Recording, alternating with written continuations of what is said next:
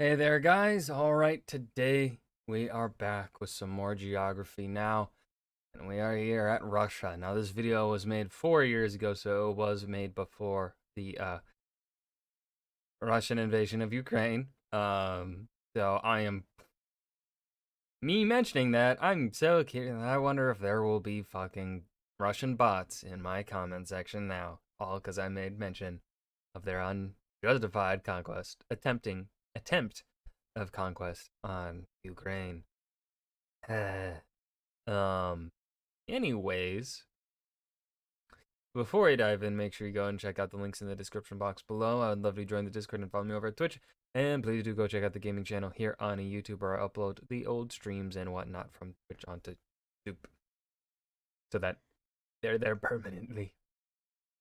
All right, Russia. Is this the longest episode yet? 32 minutes? I'm not sure. Or was I think out of their episodes that they've made, I think this is the longest one. Or was Germany longer? I can't remember. So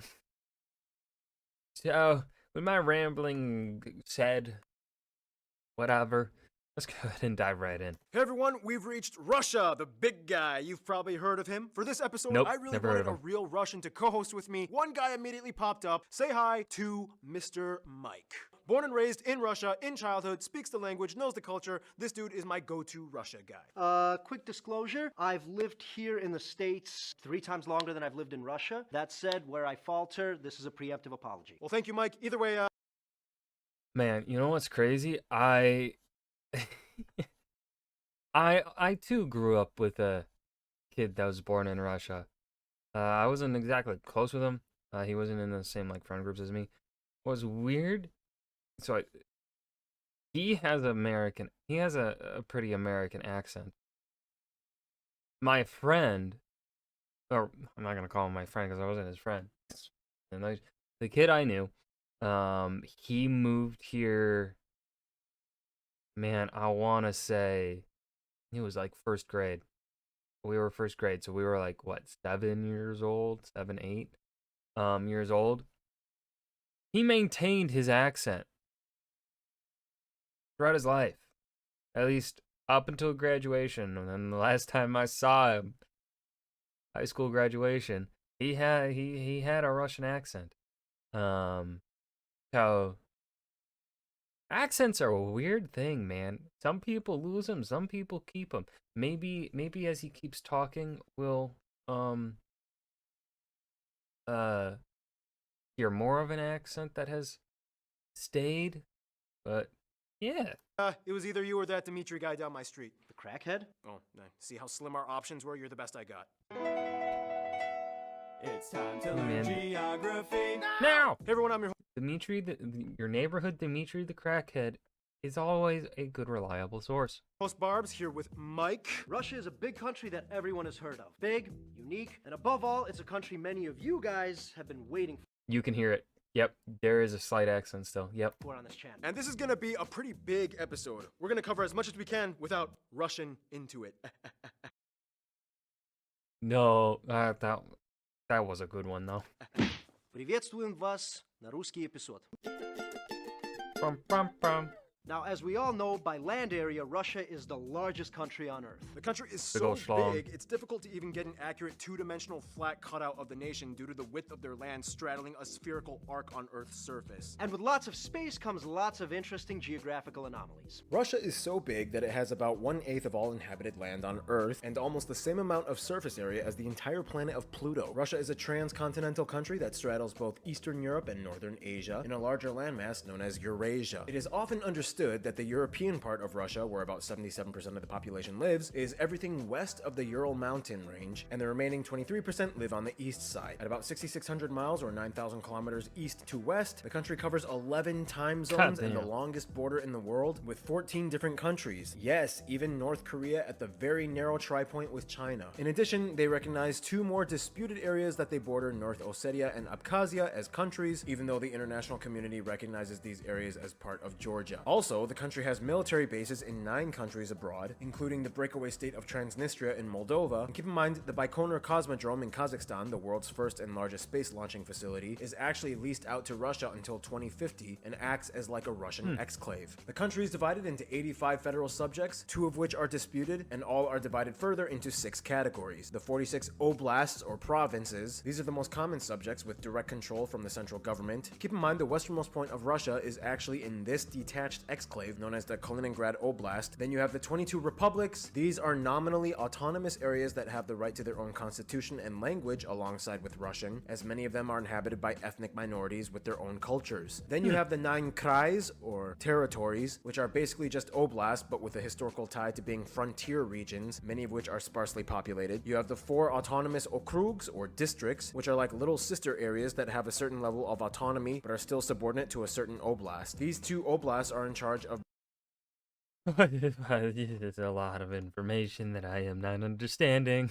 these 3 okrugs, whereas the Chukotka Autonomous Okrug is the only one not subject to any oblast or krai. Then you have one strange unit known as the Jewish Autonomous Oblast, which was kind of like a deliberately created entity that was supposed to be a new home for Russia's Jewish population, even though today less than 1% of the population is Jewish, but it's still called the Jewish Autonomous Oblast. And finally, you have the 3 federal cities, the 2 largest ones, Moscow, the capital of... Well, actually, that would make sense because, all right, like let's look at it.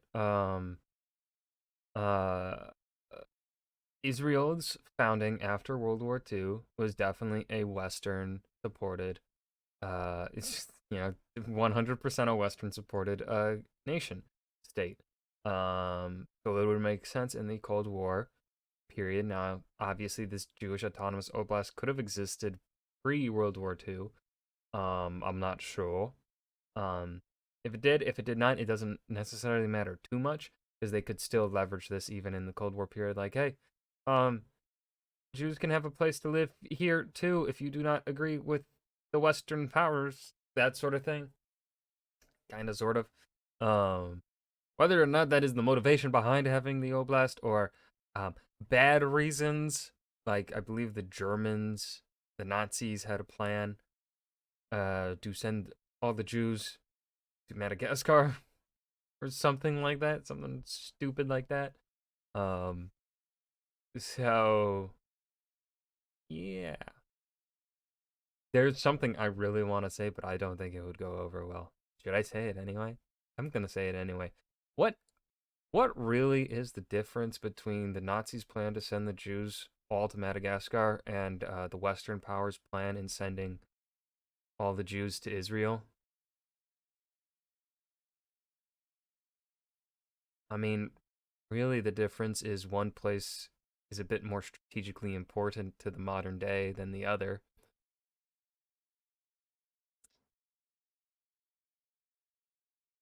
Someone's gonna get pissy about that one. the country, and St. Petersburg, as well as the controversial disputed Sevastopol, located on the controversial Crimean Why'd you say that so, like, listen to how he says everything else versus Sevastopol. St. Petersburg, as well as the controversial disputed Sevastopol, located I'm sure he just went back in and redubbed Sevastopol because maybe he just didn't like how it sounded in the first take or whatever. But it just it still it kind of comes across to me as like a just funny. on the controversial Crimean Peninsula that is claimed by Ukraine and Russia claims as the Crimean Republic. This is a tricky subject we'll talk about later. In short, these 3 cities kind of operate as I don't know if it's really all that tricky of a thing.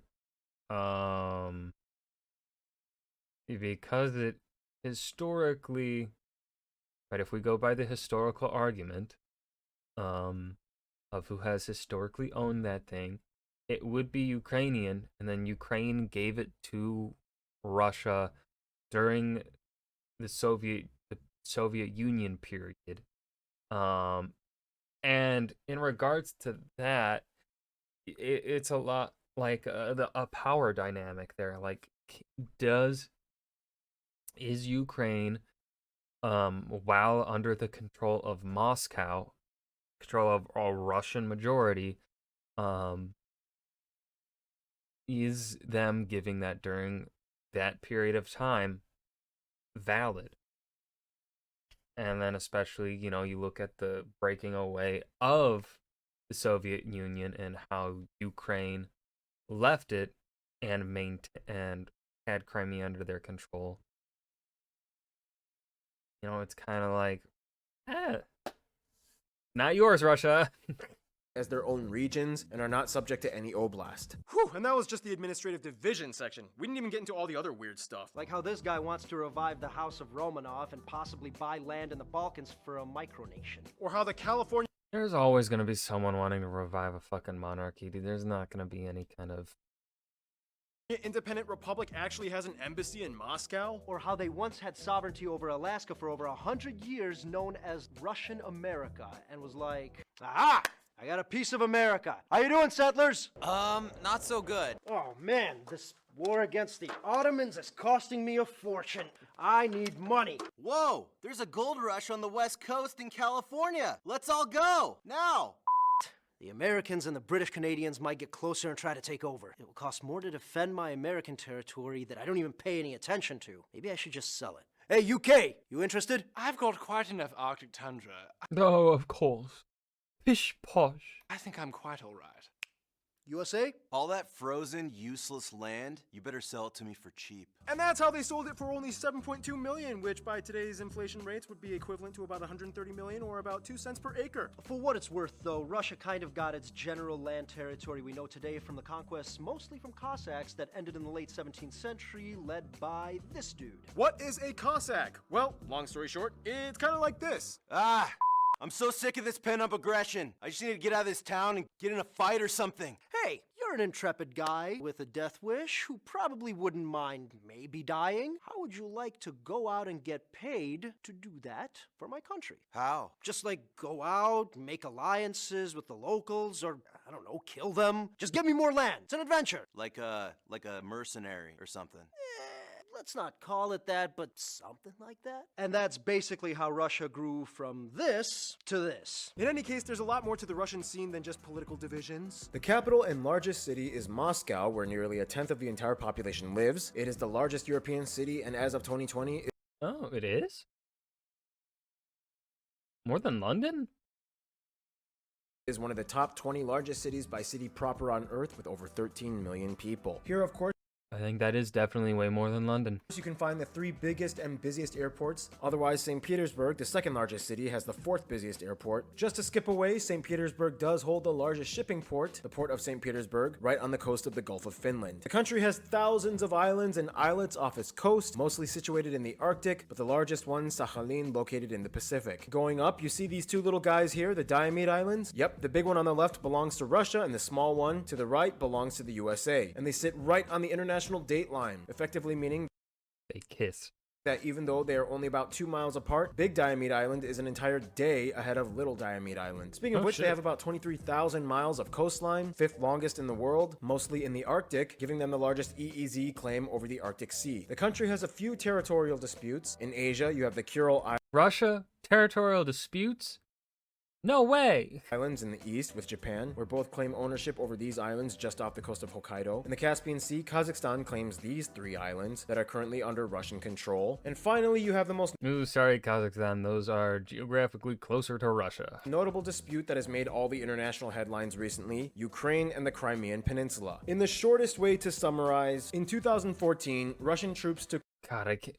That was 2014 that shit happened? I was in high school. I remember this stuff, man. I was so young. I was a wee little lad. Oh man, I feel old now.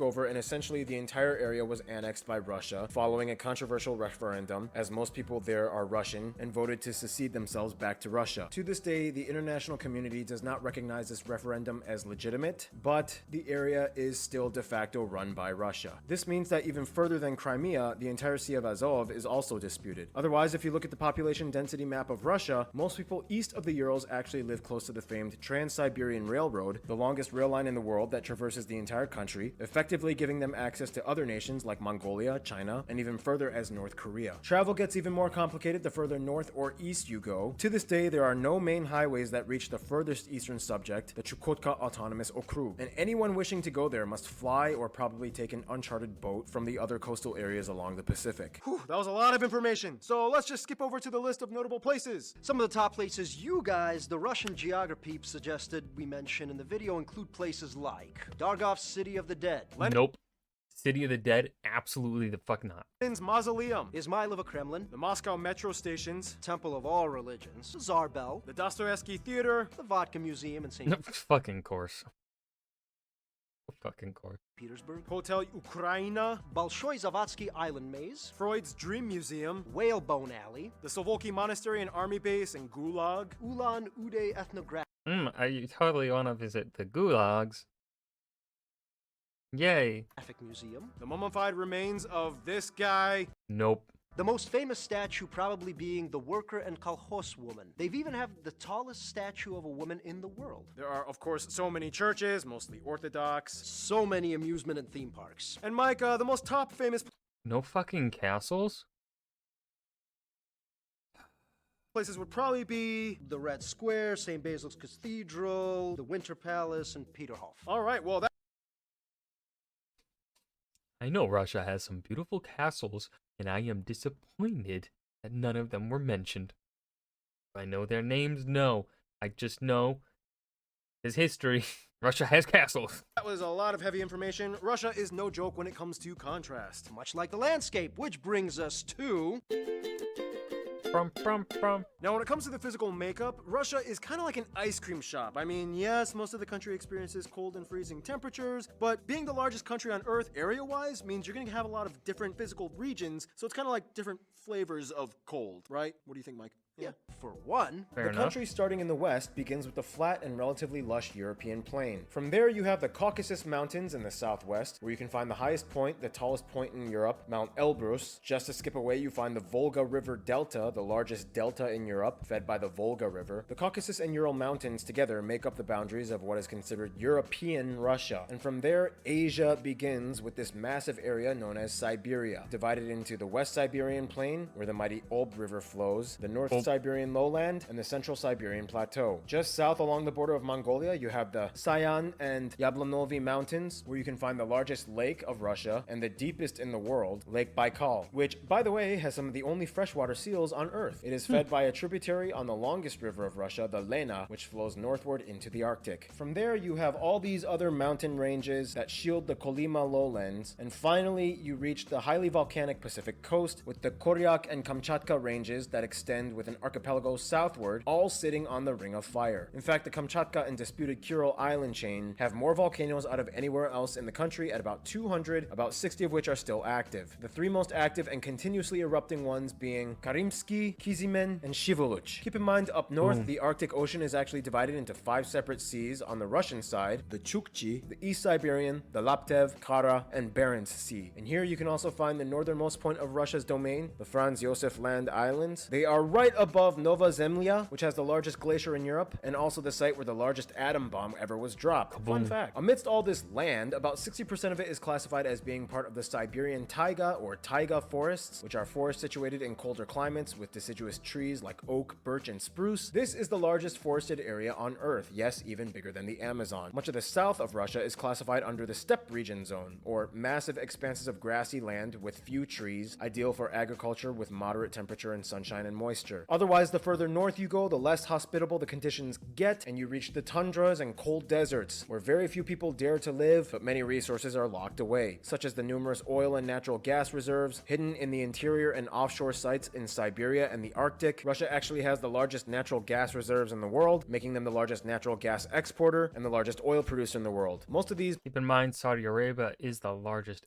exporter, though. Petroleum resources are managed by state-owned companies like Gazprom, Lukoil, and Rosneft. Whew, lots of land and lots of stuff happening in it. Russia's economy ranks as the 11th largest by nominal GDP and 6th largest by purchasing power parity in 2020. Back to resources though, agriculture in Russia is kind of limited. Only about 0.1% of the 1 billion acres of arable land is used for permanent agriculture. And they Damn. only have a short 2 to 4 month harvest season. This is due to much of the area covered in full or semi-permafrost, which is not ideal for crop production. No, it One is thing not. it does produce though are these interesting geological formations known as pingos, which implode into massive craters which fill up into ponds, making the landscape the most trypophobic triggering region on Earth. Oh, get it away from me! All the strange cold water and wind erosion is also the reason why Russia has incredibly distinct remote rock formations found all over along the taiga and steppe regions. This means almost all farming happens in the southern areas of Russia where the climate is slightly warmer and accommodating. Nevertheless, even with the limited industry, Russia still ranks #1 in producing certain crops such as buckwheat, barley, oats, sugar beet, currant, gooseberries, and raspberries. In addition, Damn, they are the okay. largest palladium and diamond producer in the world. When you think of Russia immediately, you think of coal. I mean, they do have the coldest inhabited town on Earth. But Russia Yeah, actually has the largest why the fuck would you live there, though?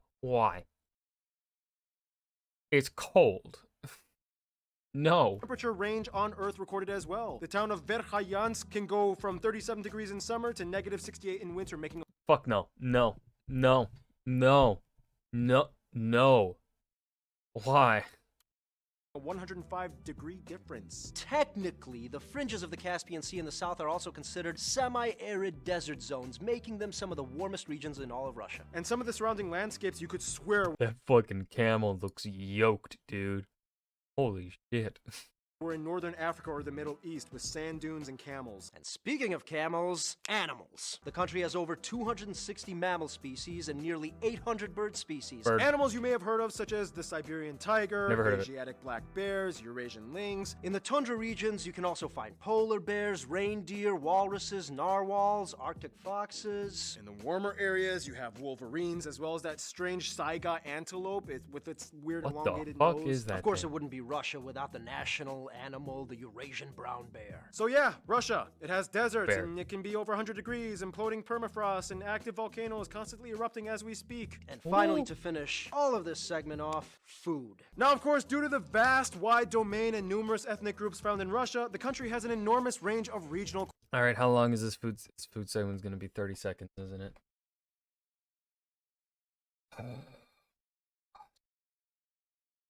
Let's take a looky here. From 13:30 to 1 minute. 1 minute of food. 1 minute.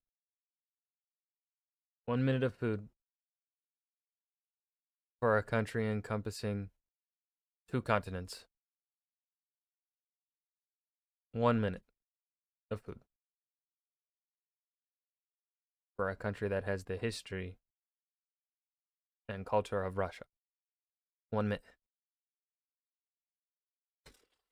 cuisines. To say I'm disappointed would be an understatement. One common theme you'll notice is that Russians tend to pickle a lot of their vegetables since the harvest season is short and crops are not available in the colder months. Anyway, just add a dollop of sour cream to your soups, take a shot of No. vodka, and bam, you're in the Russian zone. Some of the more widely known and popular dishes you guys, the Russian geography suggested, stroganoff, blины, chicken Kiev, I will say I fucking love stroganoff. I didn't know that was Russian. golubцы, lots of different types of rye bread, many types of pyrogi. They have their own way of doing ice cream and meringue desserts. Caviar is a big deal in Ugh, no. Russia, especially from sturgeons. Many soups were a big soup and salad culture. You have things Soup slaps. Soup good. like щи, борщ, солянка, уха, щавелевый. Salads include vinaigrette, оливье. And they celebrate it on New Year's and they eat it on New Year's. Right? It's not a party unless that salad's involved. They also took it from the Belgians or something, right? No, there was a Belgian guy who worked in a Russian restaurant, and then one of his sous chefs ended up stealing the recipe. Stole from the Belgians. New Year's, got it. Now, we could go on and on, but it would take forever because Russia has over 180 recognized ethnic groups, which each have their own distinct culture. Speaking of which, Which you should be covering. Like, I mean, at least, like, I don't know, maybe rapid fire one food from each culture or something. You could totally do that. Surely it's not that hard to do, like, super quick.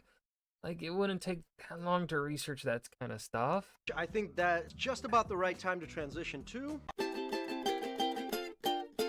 In regards to Russian people, Fyodor Dostoevsky once said, "It's frightening to see how free a Russian man's spirit is, how strong his will. Being a Russian carries a powerful meaning to the Russian people. It's a title of honor and pride many of them take." The country is made up of about 143 million people. It is the most populous nation in Europe, and as of 2020, the 9th largest country in population on Earth. About 80% of the country identifies as Wait, ethnic. hold on. They messed up there on that. Hold on. All right, yeah. Most populous nation in Europe. 9th most populous nation in Europe. 80% of the country identifies as ethnically Russian, and the remaining 20% come from one of the 180 or so ethnic minorities found throughout the country, the largest one being the Tatars at about 3.7% and Ukrainians at about 1.4%. From there, you have everything else from the Bashkirs, Chuvash, Karelian, and so on. Keep in mind, many of these minority groups are East and Central Asian in their heritage, like the Yakut and Tuvan and Altai peoples, whom speak Turkic or Mongolic-based languages, and are not Caucasian like the majority of people that identify as Russian. They use the Russian ruble as their currency, they use the types C and F plug outlets, and they drive on the right side of the Even Russia drives on the right side of the road, Britain. What's wrong with you? The Russians do it correctly and you can't. Cringe. road. Russian, of course, is the national language. However, the republics are allowed to have their own co-official languages as well. Oh, and speaking of which, Russian cursive is like the most mind-blowing sight to see. Now, with Russia, you have a lot of backstory, but the best way to probably start off is by understanding the Slavs. In Europe, there are three main powerhouse ethno-linguistic groups: the Germanic, the Latin, and the Slavic. Slavs are the largest one, and Russians make up the highest population of Slavs. Their roots are documented from Roman times, and they have spread all throughout Eastern, Central, and Southern Europe. With the exception of a few outliers like Poland and Croatia, the majority of Slavs in the world have a background in Orthodox Christianity, which was kind of like a further stemmed thing from the Byzantine Empire. If you don't know what any of that stuff is, basically in like the 4th century, Europe was like, Oh no, I'm dying! The Germanic people keep attacking. I'm losing money and nobody wants to claim Caesar as divine. Help me, my predominantly Hellenistic Greek-influenced subjects to the east. Psh, good luck, I'm doing my own thing. I also made my own capital, and I'm ditching that polytheistic stuff for Christianity. And then in the 11th century, it was like, So what's your problem? Why do you want to split up? well, besides the secondary dogmas we disagree on, we mostly don't like your practices. We don't think the Pope has any authority over the church. Yeah, but you guys have patriarchs. Yeah, but that's not the same thing. Those are like regional managers. Also, you guys have way too many creepy statues. We believe priests should be allowed to marry, and we kind of like growing out our beards. Well, yeah, well, at least we play actual musical instruments during Mass. there's a lot more that goes into it, but getting into the theological discrepancies between the two would take forever to explain. In any case, Yeah, less than not that skipping over the theological differences. Of course, that's fucking fine for the scope of this channel. But skipping over that much food, I'll never forgive you. half of the population of Russia actually adheres to the faith, and about 30% of the country identifies as either spiritual but not religious, or unaffiliated agnostic or atheist. Aside from all that, it is important to note that not everybody in Russia is Slavic or Orthodox. I already made a video explaining about these, so we don't really have to talk too much about it, just watch the video. But basically, you have everything from the Turkic, Mongolic, Circassian, Uralic, and even Inuit peoples in the far northeast Arctic regions. They even have the westernmost Buddhist community on Earth in Kalmykia. Interesting, bet you didn't know that. Now, compared to the rest of Europe, Russia does have a high birth rate and immigration rate. Nonetheless, they also have a relatively high death rate, especially amongst men. In fact, today, women outnumber men in Russia at a 1 to 0.84 ratio. Yeah, there's a lot more Telling me there's a chance. No, I'd never live in Russia. women. In Russia, the competition amongst women No. is kind of visible. You explain. It's not uncommon to see women dressing up in full presentation mode with heels and nails done, even just to go to the store to pick up milk. To dive further into the social dynamic, you have to kind of understand Russia has gone through a lot of eras throughout its history. Basically, they've had kingdoms, invasions, expansions, wars, empires, unions, and the most notable era, the 20th century communist era. Never The word heard has of an it. almost ubiquitous connotation with the country of Russia. This is why you hear a lot of those distinct Soviet communist era words and phraseologies used in media like proletariat, bourgeoisie, means of labor, comrade. They were the first nation to extensively kick off and implement the political ideology constitutionally after the October Revolution, and furthermore, they spread it abroad. I mean, that's kind of what the whole Warsaw Pact and Eastern Bloc things were during the Cold War, and it goes even further than that. All right, we just destroyed those Nazis. Awesome job, man. You know, Russia, it was really cool working with you. You're all right. Yes, my drug. It was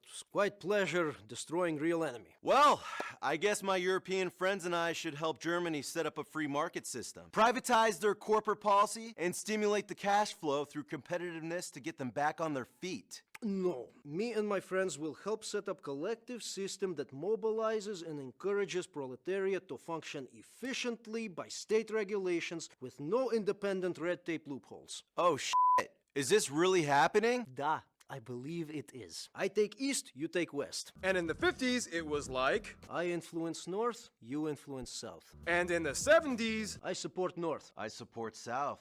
and so on. Which begs the question, what exactly is communism? Although there are many Oh boy. Oh boy. Here we go. Let's see. Let's see. schools of thought and varying definitions, in the shortest way of summarizing, communism is a philosophical, political, social, and economic ideology and movement derived much from the writings of Karl Marx. The ideal ultimate goal is to establish a common ownership and means of production by the people and the state. Or in the simplest form, you don't technically own anything, everyone technically owns everything on paper. But the state gets first dibs and distributes what it deems as most efficient, technically, kind of, but not. It's weird. It's weird. Anywho, That was a really bad way of explaining it.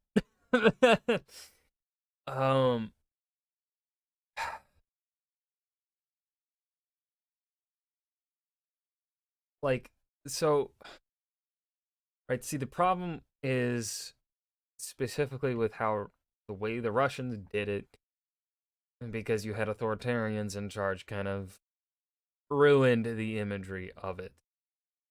Essentially, the important part there in terms of communism is it's in the word commune, right? Everyone owns everything. That means the state itself is owned by everyone, right? That is the crucial part there that I feel like they just did not explain there. That kind of needs to be said the way it's supposed to work, right? And obviously, we humans are not good at having our economic and political ideals work as we say they should work, right? Capitalism is not working the way it is supposed to work. Otherwise, we should be working like 4 days a week, getting paid $50+ an hour at the low end, because that is what our level of productivity has risen to in the modern day. We could live, but no, billionaires exist. Communism, yes, the state kind of controls it, but essentially the state is run by the people. And so the people are deciding how the resources get utilized. That's essentially what it's supposed to be. Obviously that is not how it ends up working. Yeah. after the fall of the Soviet Union in '91, they changed their system of operation. Legislatively, on paper, Russia classifies itself as a federal dominant party semi-presidential constitutional republic with an Semi-presidential? Sus. emphasis on a heavily state-run economic model and Russian conservatism as a popular ideology. This party, United Russia, holds about 3/4 of the seats in the Federal Assembly. And it's semi-presidential because the president is head of state, whereas the prime minister is head of government. However, it's a lot more complex than that. Mike, what would you say? So, this is a Putin runs it all. country that is notoriously known for changing the rules as they play the game. I sort of see it as an oligarchy. Okay, so that being said, let's highlight some of the notable cultural traits and accomplishments that Russians are known for. For one, Russians were pioneers in the space race and kicked off the age of space exploration. Here's my buddy Destin from Smarter Everyday talking about it. All right, Paul, if you're going to talk about Russia, you've got to talk about aerospace engineering because they are impressive.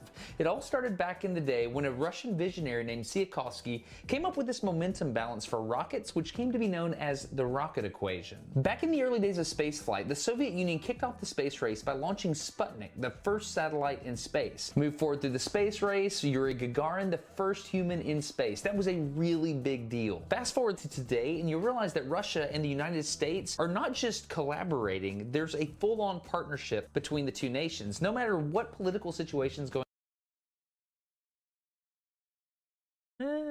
on the ground, these engineers, NASA and the Russian aerospace industry, Okay, specifically with the space thing, yeah.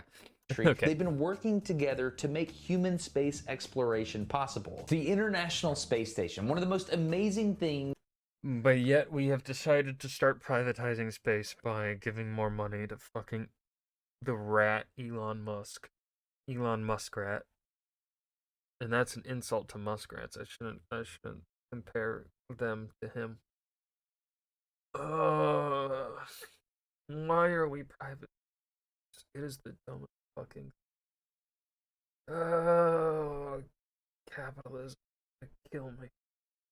Ever made by humans has been a platform for persistent human presence in space since the late 1990s. I love this thing. Also, the Russian Soyuz spacecraft developed in the early 70s has proven itself to be the workhorse of human spaceflight. This stuff is awesome. Thanks for letting me say that. If you're doing a video about Russia, you have to talk about rockets because Russians are good at rockets. Why don't you have a segment for each country about the rockets that are like I know how you edit. You're gonna cut me off now. You could have a. And aside from the space race, there are many discoveries and inventions attributed to Russian innovators. Here's just a few of them that we will put on a full screen montage. They even invented the game Tetris. In fact, their theme song is a Russian folk song called Korobeiniki. Ой, полным-полна моя коробушка есть и сытцы и парча. This dude Mendeleev also created the earliest form of the periodic table, and some elements are actually named after Russians and Russian places, including the guy himself. They're also the pioneers of stem cell research and numerous surgical procedures like heart and lung transplants. Even amongst the diverse republic areas, there are some universal Russian customs and traits that transcend regional boundaries. All Russians take holidays and festivals very seriously and enjoy their times of celebration. Christmas was effectively brought up to New Year's, and instead of Santa Claus, they have Ded Moroz, basically translates to Grandfather Frost. Later iterations give him a little sidekick, Snegurочка. Otherwise, all over you have other festivals Sidekick. celebrated like these. Women's Day is a huge one. It's a common misconception that Russians are genetically acclimated to the cold. Explain. We just handle the cold better because we bundle up better. But you guys do have that like banya sauna culture, and you guys jump into the ice water a lot, right? Oh yeah. In addition,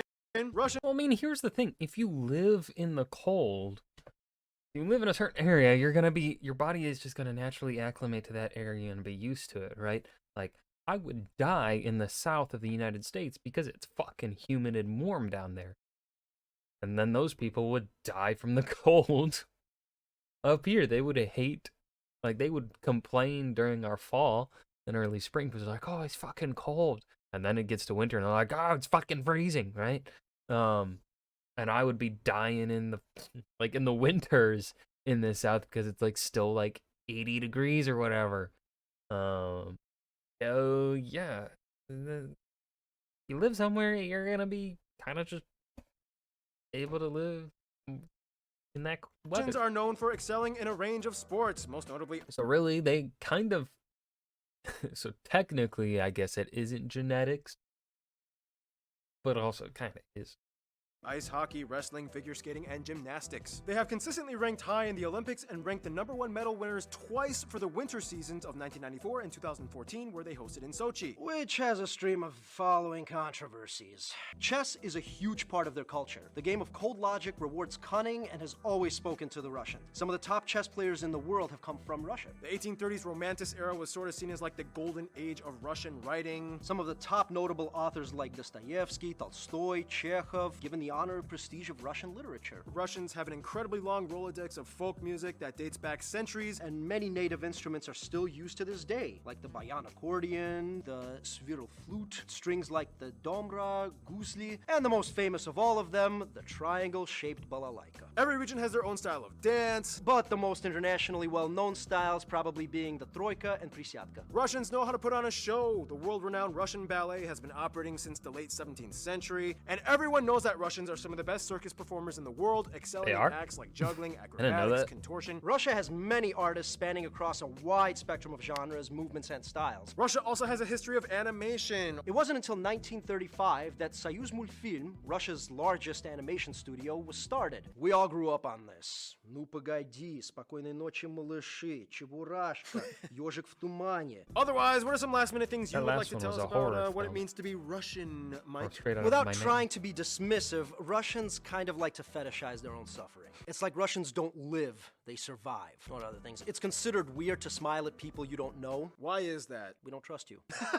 Never give a knife as a gift. It's seen as a severing of ties. Russians are a very hospitable folk. Many will invite you into their homes and will display either sadness or offense if you refuse. Once you've made it in, they will often bribe you to stay with things like tea, conversation, booze. In Russia, middle names are not chosen by their parents. You are born with one. It is your paternal name. So my father's name is Yuri, therefore my middle name is Yurevich. And that applies to women as well. Absolutely. Oh, okay. Women, you get a male name for your middle name. All right, and with that said, here's a brief condensed history of Russia. Early dispersed Slavic tribes. Rurik the Rus unifies them. The Kievan Rus. Vladimir the Great. Mongols invade. Skipped over the Viking part. Well, kind of the Kiev and okay. Ivan the Great. Ivan the Terrible. House of Romanov begins. Peter the Great. Catherine the Great. Crimean War. Serfdom abolished. Alaska sold to the U.S. Russo-Japanese War. World War I. Rise of the Soviet Union with Lenin's Bolsheviks. Royal Romanov family is deposed. As depicted by that incredibly accurate cartoon, Communism! Lenin dies. His body is weirdly embalmed and put in display, but okay. Stalin dictator years. World War II. Never heard of it. Germany breaks agreement and tries to invade Russia. Big mistake. Cold War begins. Nuclear arms race and space race with the USA. Cuban Missile Crisis. Summer Olympics in Moscow. Gorbachev reforms and wins a Nobel Peace Prize. Boris Yeltsin wins first popular presidential election. Fall of Soviet Union. Chechnya unsuccessfully tries to break away. Putin voted in for the first time, serves 2 terms, then after a brief hiatus, voted in a 3rd time. Business and digital era boost Russia's economy. Georgia-Russia War. Russian troops take over Crimea. Controversial referendum. And here we are today. And there's a lot more. All right, for the length of this video in particular, proportionally speaking to previous other histories that they have done better. This was another kind of disappointment, but they were also kind of talking about Russian history throughout. They didn't even talk about Napoleon's invasion. Oh, never mind. This history segment sucked ass. More we could have expounded on, but there isn't enough time, so if you'd like to add anything, please write it in the comments. In any case, we've already mentioned some famous Russians in this episode, but here's a list of some more notable Russians, historic and modern. Some of the most famous authors include people like these, but the most famous ones might be Alexander Solzhenitsyn, Never heard of Vladimir Nabokov, Never heard of Nikolai Gogol. a lot of famous actors and directors, but some of the top ones being people like Klara Rumyanova, Anatoly Papanov, Vladimir Vysotsky, Andrei Mironov, Anton Yelchin, Alla Pugacheva, Valery Syutkin, Boris Grebenshchikov, statesmen and war heroes like Alexander Nevsky, Georgy Zhukov, Mikhail Kutuzov, Valentina Tereshkova, Vasily Zaitsev, Alexander Pakryshkin, tons of athletes like these. Lev Yashin, Olga Korbut, Irina Rodnina. And there's a lot more. Please add them in the comments if we missed any. Yeah, those are just my favorites. As you can see, Russia is not just a country, but almost like its own world in itself. And speaking of the world, that brings us to...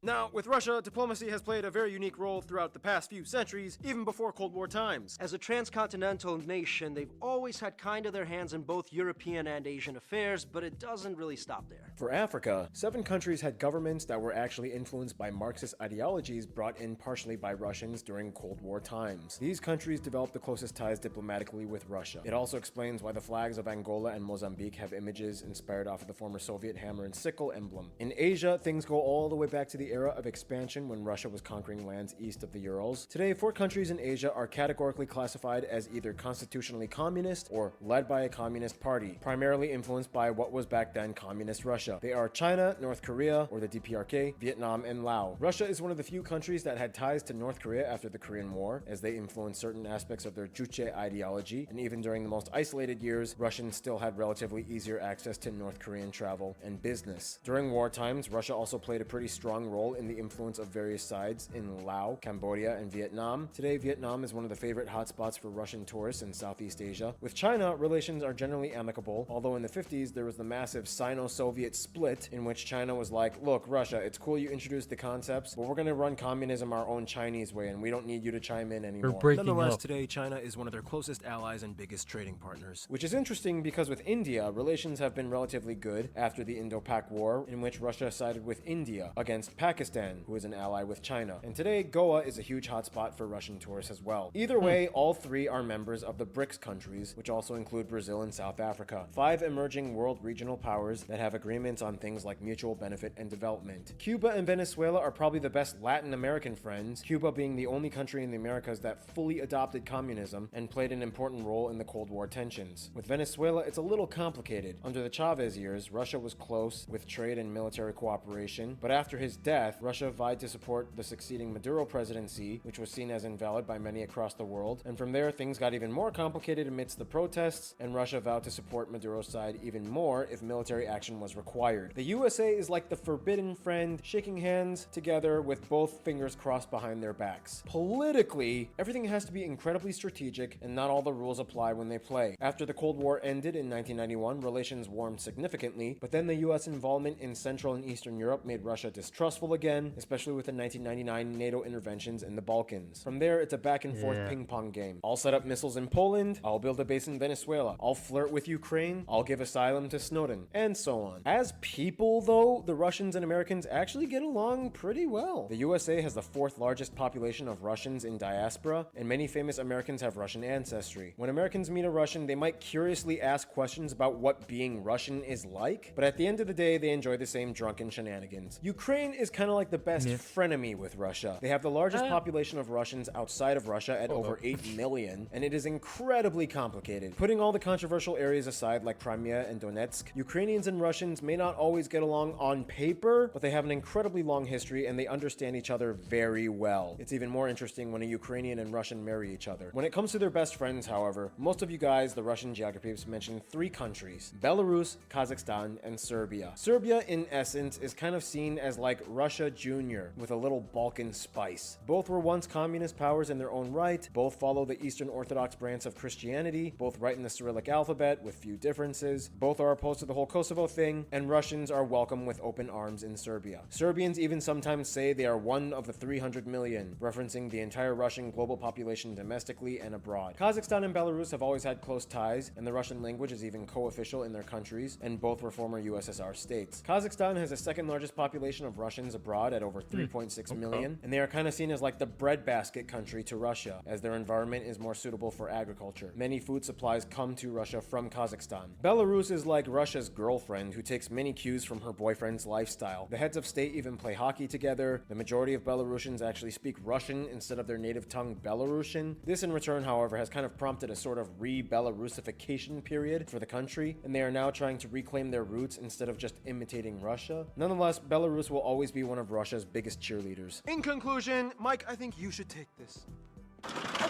Russia is an old and contradictory country. It's beautiful but One way to scarred, put it. eloquent and clumsy, cunning and simple. Its people are proud but damaged, resilient and defensive. Russians are unique but numerous, and if you should be so lucky to meet one, you'd be hard-pressed to forget them. Stay tuned. Rwanda is coming up next. Hey guys, Art here with me. Just remember, we got Geography Now t-shirt. And so that was Geography Now, Russia. What I think I am really coming to realize here in this Geography Now series is this series is very, very good when it comes to the smaller nation. But the moment they get to the big boys, Russia, I've heard things like the United States episode isn't good. We'll see when we get there. The Chinese episode was okay. That was one of the earlier ones, so I'm not gonna count that too much against them. Same with the France one, but Russia. I don't really remember the German one all that well, but like these bigger countries, it's kind of I'm kind of getting whenever the big countries come out. I'm not excited about them.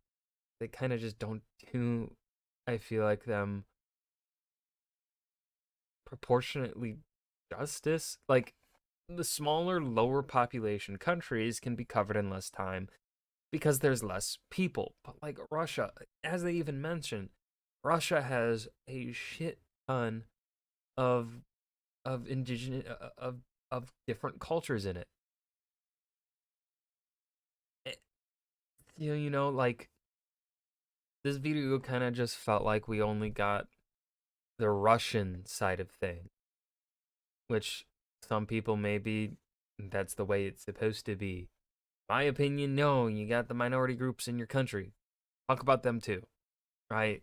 And so I was kind of like, maybe not talk about every single one, but maybe, I don't know, pick the top 5 largest minority groups inside of Russia, and talk about them alongside the Russian culture group.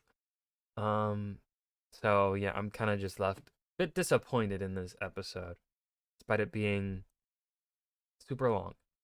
So we'll see how we'll continue on with geography now. I hope you guys enjoyed. Remember to hit that like button and subscribe for more. I will see you guys in the next video. Peace.